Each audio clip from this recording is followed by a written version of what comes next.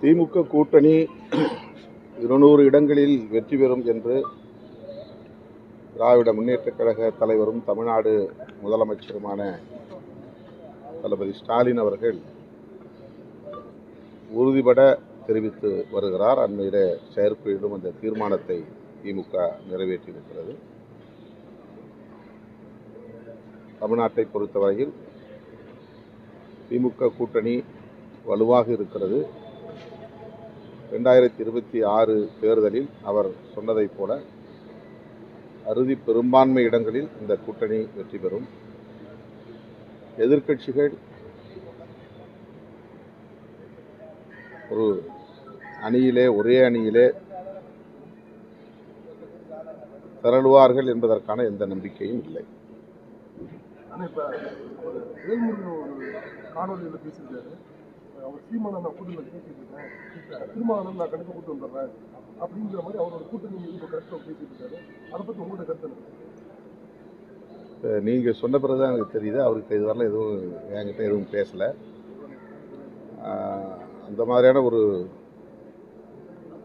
முயற்சி இருப்பதாக எனக்கு தெரியாது. திமுக கூட்டணியில் அவர் தொடர்ந்து நீடிப்பார் என்று நான் நம்புகிறேன். நீடிக்க வேண்டும் என்று விரும்புகிறேன். இன்னொரு புறம் பார்த்தீங்கன்னா டிடிவி தினகரன் வந்து பாஜக கூட்டணிக்கு எல்லாரும் வரணும், நம்ம வந்து வலிமையாக இருக்கிற திமுக எதிர்க்கணும்னா நம்மளாம் ஒன்றா சேரணும்னு சொல்லி அவர் ஒரு கூட்டணி கட்சியை பேசிட்டு அதை எப்படி பார்க்குறீங்க? அதாவது சிதறி கிடக்கிற எதிர்க்கட்சிகளை ஒருங்கிணைக்க வேண்டும் என்கிற ஒரு விருப்பத்தை அவர் வெளிப்படுத்தியிருக்கிறார். பாரதிய ஜனதா தலைமையில்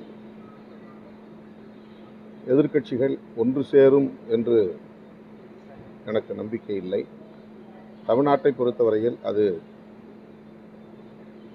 வெற்றிகரமாக அமையாது என்பதை கடந்த தேர்தல்களில் மக்கள் உணர்த்தி இருக்கிறார்கள். பத்திரப்பதிவு துறையில் வந்து இப்போ 20 வகையான பத்திரத்தாள் வந்து விலை வந்து உயர்ந்திருக்கு. அதாவது 20 ரூபா இருந்தது 200 ரூபா இருக்குது. அது 10,000லேருந்து 40,000 இருக்குது. 2001 அப்புறம் இப்போ தான் உயர்ந்திருக்கு.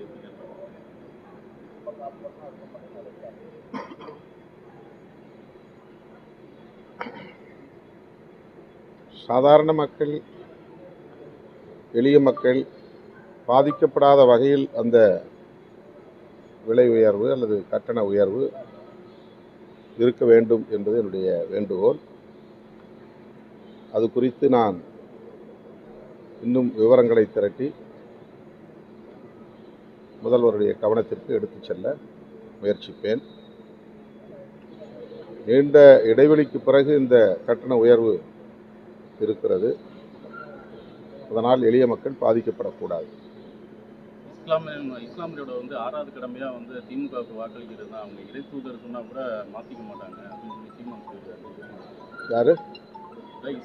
சீமான் சொல்லியிருக்காரு. அதாவது இஸ்லாமியரோட 6வது கடமையாக திமுகவுக்கு வாக்களிக்கிறது தான் இருக்காங்க. இறை தூதர் சொன்னால் கூட அவங்க மாற்றிக்க மாட்டாங்க அப்படின்னு சொல்லியிருக்காங்க. அது மகிழ்ச்சியான விஷயம் தானே. இஸ்லாமியர்கள் அந்த அளவுக்கு திமுக கூட்டணியை நம்புகிறார்கள்.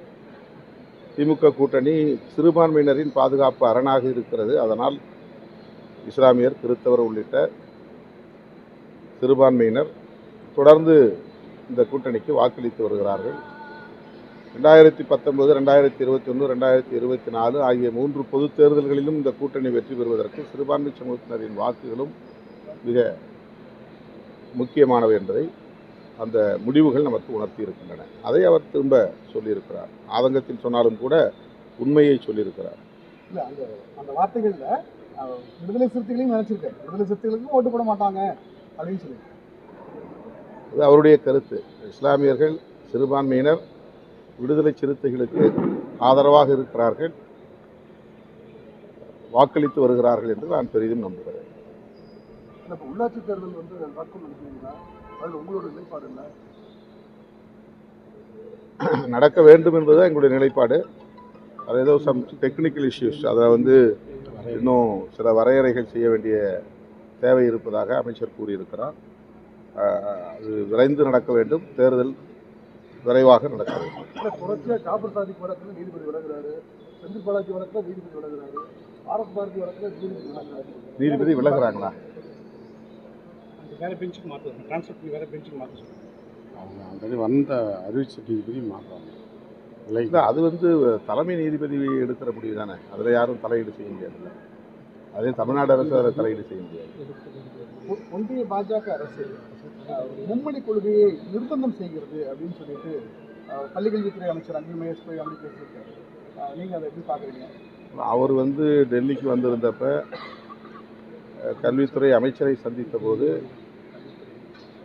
தமிழகத்தை சார்ந்த நாடாளுமன்ற உறுப்பினர்கள் பலரும் உடனிருந்தோம்.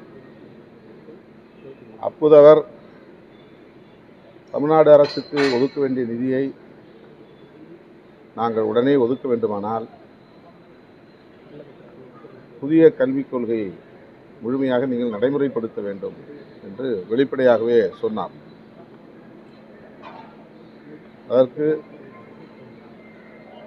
எங்கள் அதிகாரிகளோடு இன்னும் நாங்கள் பேச வேண்டியிருக்கிறது, பேசி அதன் பிறகு எங்கள் கருத்தை சொல்லுகிறோம் என்று சொன்னபோது அதை ஒரு ஒப்பந்தம் போல நீங்கள் எழுதி கையெழுத்திடுங்கள் என்று வலியுறுத்தினார்.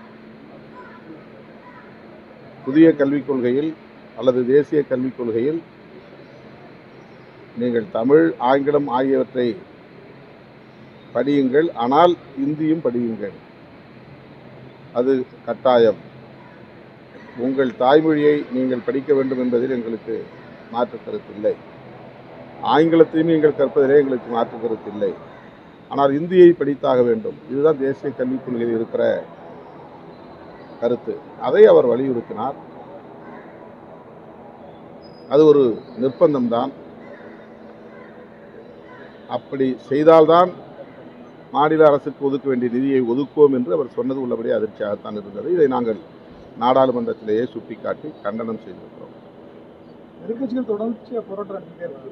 அமித்ஷா அமித்ஷா, ஆனால் அமித்ஷாவிடமிருந்து எந்த விதமான பதிலும் வந்தால் அவர் உடனடியாக விளக்கம் சொல்லியிருக்கிறாரு. உடனே எல்லா பத்திரிகையாளர்களையும் கூட்டி நான் அந்த பொருளில் சொல்லவில்லை, காங்கிரஸ் அதை திரித்து பேசுகிறது, எதிர்க்கட்சிகள் திரித்து பேசுகின்றன என்று அவர் விளக்கம் அளித்திருக்கிறார். ஆனால் உண்மையில் அவர் காங்கிரஸை விமர்சித்தார் என்றாலும் கூட புரட்சியாளர் அம்பேத்கர் அவர்களை கடவுளோடு ஒப்பிட்டு பேசியதில் அவருக்குள்ள ஒரு வெறுப்பு அல்லது அம்பேத்கர் மீதான ஒரு குறைவான மதிப்பீடு வெளிப்பட்டிருக்கிறது. இந்தியா முழுவதும் அதற்கு எதிர்ப்பு கிளம்பி இருக்கிற சூழலில் பிரதமர் மோடி உட்பட அமித்ஷா அவர்கள் பேசியது தவறில்லை என்று நியாயப்படுத்துகிற முயற்சியில் ஈடுபட்டிருக்கிறார்கள். எக்ஸ் தளத்திலே அவற்றை முழுமையாக வெளியேற்ற வேண்டும், அதாவது நீக்க வேண்டும், அந்த பதிவுகளை முற்றாக நீக்க வேண்டும் என்றெல்லாம் அரசின் சார்பிலேயே வேண்டுகோள் விடுத்திருக்கிறார்கள். ஆனால் அந்த நிறுவனம் அதற்கு மறுப்பு தெரிவித்திருப்பதாகவும் தகவல்கள் கூறுகின்றன. அம்பேத்கர் அவர்களை காங்கிரஸ் கட்சி தோற்கடித்தது என்று திரும்ப திரும்ப பாரதிய ஜனதா கட்சியை சார்ந்தவர்களும் ஆர்எஸ்எஸ் அமைப்புகளை சார்ந்தவர்களும் சொல்லுகிறார்கள். ஆனால் உண்மையில் அம்பேத்கர் அவர்களே அது குறித்து பேசிய குறிப்புகள் இருக்கின்றன. வீர சாவர்கர் அன்றைக்கு அம்பேத்கர் அவர்களுக்கு எதிராக பிரச்சாரம் செய்து தோற்கடித்தார், அவர்தான் தோற்கடித்தார் என்று அம்பேத்கர் அவர்களே கூறியிருக்கிறார். பாரதிய ஜனதா கட்சியை சார்ந்தவர் தான் உண்மையை திரித்து பொய்யை பரப்புகிறார். அடுத்து அது ஒரு எலக்டோரல் மோட்டிவ். தேர்தல் நேரத்திலே யார் எவ்வளவு பெரிய ஆளுமை நம்மை எதிர்த்து நின்றாலும் அவர்களை தோற்கடிக்க வேண்டும் என்று தான் நாம் நினைப்போம். அவர்கள் வெற்றி பெறட்டும் என்று யாரும் நினைப்பதில்லை. ஆனால் இவர்கள் கருத்தியல் ரீதியாக முரண்படுகிறார்கள். அம்பேத்கருடைய சிந்தனைகளை மறுத்து அவரை இந்துத்துவ அம்பேத்கர் என்று அடையாளப்படுத்தி அவரை விழுங்கி செரிக்க பார்க்கிறார்கள். இதை ஏற்க முடியாது என்பதுதான் இன்றைக்கு அம்பேத்கருடைய இயக்கங்களை சார்ந்த தலைவர்கள், பொதுமக்கள் அனைவரும் எதிர்ப்பு தெரிவித்து வருகிறோம். வருகிற 28ஆம் தேதி இந்தியா முழுவதும் இதனை கண்டித்து நூற்றுக்கணக்கான அம்பேத்கர் இயக்கங்கள் ஒரே நேரத்தில் ஆங்காங்கே மாநில வாரியாக ஆர்ப்பாட்டங்களை நடத்துகிறோம். விடுதலை சிறுத்தைகள் கட்சி 28ஆம் தேதி தலைநகர் சென்னையில் ஆர்ப்பாட்டம் நடத்துகிறோம். 1000 முறை அம்பேத்கர் பெயரை உச்சரிக்கும் போராட்டமாக அந்த போராட்டம் அமையும். அம்பேத்கர் விளிம்புநிலை மக்களுக்கான மீட்பர். அவர் என்ன கடவுளா என்று சொல்லக்கூடிய அளவுக்கு ஆத்திரத்தை வெளிப்படுத்திய அமித்ஷா அவர்களின் போக்கு கண்டனத்திற்குரியது. விடுதலை சிறுத்தைகள் கட்சியின் சார்பிலே 28ஆம் தேதி தலைநகர் சென்னையில் ஆர்ப்பாட்டம் நடைபெறும். ஆனால் திமுக ஆட்சியின் மீது மக்கள் வந்து அதிருப்தியில் இருக்காங்க. நாளுக்கு நாள் குற்றச்சம்பவங்கள் அதிகரிக்கிறது. மெயின் காரணம் போதைப் பொருள் தான் அதிகமாக நடமாடுது தமிழ்நாட்டில் அப்படின்னு சொல்லி எதிர்க்கட்சி. ஆளுங்கட்சி மீது எப்போதுமே ஒரு குறிப்பிட்ட சதவீதம் அதிருப்தி இருக்கத்தான் செய்யும். அது எந்த கட்சி ஆட்சியில் இருந்தாலும். போதைப்பொருள் புழக்கம் பெருகி இருக்கிறது, அதை தடுக்க வேண்டும் என்கிற கருத்தை அலட்சியப்படுத்த முடியாது, புறந்தள்ள முடியாது. தமிழ்நாடு அரசுக்கு விடுதலை சிறுத்தைகள் கட்சியும் அதை சுட்டிக்காட்ட கடமைப்பட்டிருக்கிறோம். குக்கிராமங்கள் வரையில் இன்றைக்கு அந்த பாதிப்பு இருப்பதை உணர முடிகிறது. மதுக்கடைகளை மூட வேண்டும் என்பதும் போதைப்பொருள் புழக்கத்தை கட்டுப்படுத்த வேண்டும், முழுமையாக கட்டுப்படுத்த வேண்டும் என்பதும் விடுதலை சிறுத்தைகளின் கோரிக்கை. மாண்புமிகு முதல்வர் அவர்கள் இதில் கவனம் செலுத்த வேண்டும். இவற்றை தடுத்து நிறுத்துவதற்கான அனைத்து முயற்சிகளையும் மேற்கொள்ள வேண்டும் என்று கேட்டுக்கொள்கிறேன். திமுக தலைமை மீது ஏதாவது கூட்டணி கட்சியினருக்கு அதிர்ச்சி இருக்கா? விடுதலை